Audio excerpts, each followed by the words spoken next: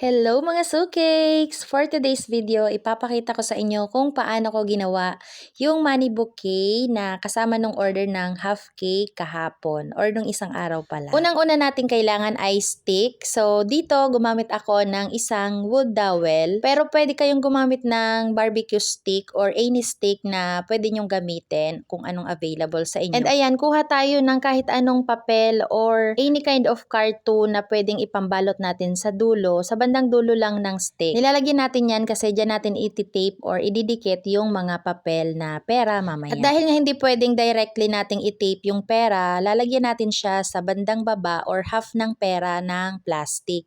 So gumamit lang ako dito ng plastic ng yellow, pero meron tayong nabibili niyan, yung mga ginagamit natin kapag gumagawa tayo ng money cake. Ayun, mas madali yun kasi hindi nyo na iti-tape. Diretso na yun kasi saktong-sakto yun sa bills. And next naman natin gagawin, kuha tayo ng isang barbecue stick, tapos ipupulupot natin sa bandang dalawang dulo ng pera. Tapos ifo-fold natin hanggang sa ma-achieve natin yung parang wavy sa dulo ng bill. And then kapag nagawa na natin yon, unang-unang bill ay ipupulupot natin or isasakto natin doon na parang naka-close siya. Kasi ito yung magsisilbing parang pinakatalulot or yung bud ng rose, yung parang pabuka pa lang siya. And dun sa bandang pag-fold pala natin ng pera nung barbecue stick, kailangan magkabaliktaran yung fold, yung papasok at yung palabas. Pero yung mga susunod, same na parehas na siya palabas. So yun na yung magiging petals natin. And dapat pala mga sukeks, kapag nilagay natin yung pera sa plastic, i-make sure natin na yung 500 na malaki ang pagkasulat ay nasa bandang taas. Para naman mas maganda siyang tingnan kapag nabuo na yung bouquet. And dito nga, ayan, nakikita nyo naman siguro na paulit-ulit lang naman yung ginagawa ko. Iti-tape lang natin yan hanggang sa maubos yung ating mga bills. At pag natapos natin yung i-tape, makikita na natin yung kabuuan. O diba? Ang cute lang. Flower talaga yung design niya. And ayan, set aside muna natin yan and gawin naman natin yung kanyang tutusukan. So gumamit lang ako dito ng styro ball. Kumuha lang ako doon ng kalahati, then shinape ko lang siya ng medyo pahaba. Then tinusok ko nga yung ating stick doon sa styro. Pero yung stick ay, yung bandang dulo niya, nilagyan ko ng tulis para mas mabilis ko siyang maitusok. And then meron din ako netong mga dried leaves or dried flowers, pero ito parang leaves lang talaga to. Wala kasi akong makita nung baby breath na flowers or kahit dried na mga white flowers. Wala talaga. So kung ano lang yung available, yun na lang yung ginamit ko. Dito sa part na to, prepare ko na yung pang-wrap natin sa bouquet.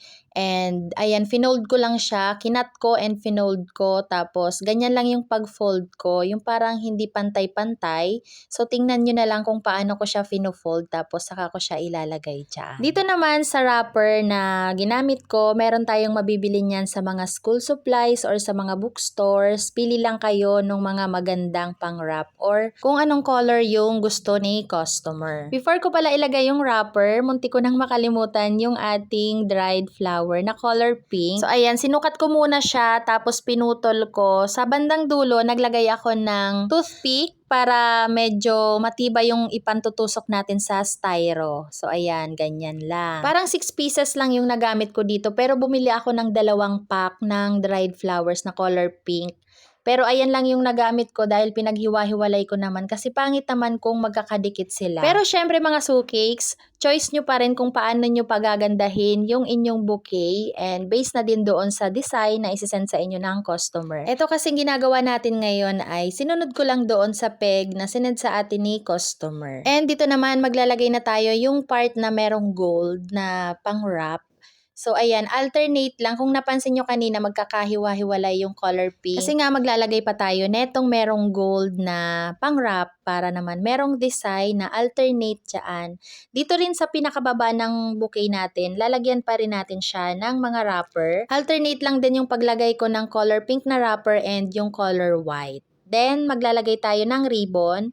So, bago natin ilagay yung ribbon, nagpaikot muna ako dyan ng double-sided tape para dumikit yung ribbon at hindi siya dumulas at patanggal. And ayan nga, malapit ang matapos ang ating bouquet. So, bakit ko nga ba to sinishare sa inyo mga sukeks? Kasi po, in case na may mag-inquire sa inyo or malay mo, may umorder sa inyo ng ganito, at least meron na rin kayong nakuhang idea kung paano ko siya ginawa, hindi ba? And malay mo rin, one day, ito talaga yung maging negosyo mo dahil kinarir mo. Oo, 'di ba nakatulong yung ating vlog. So ayun lang for today mga sukeks.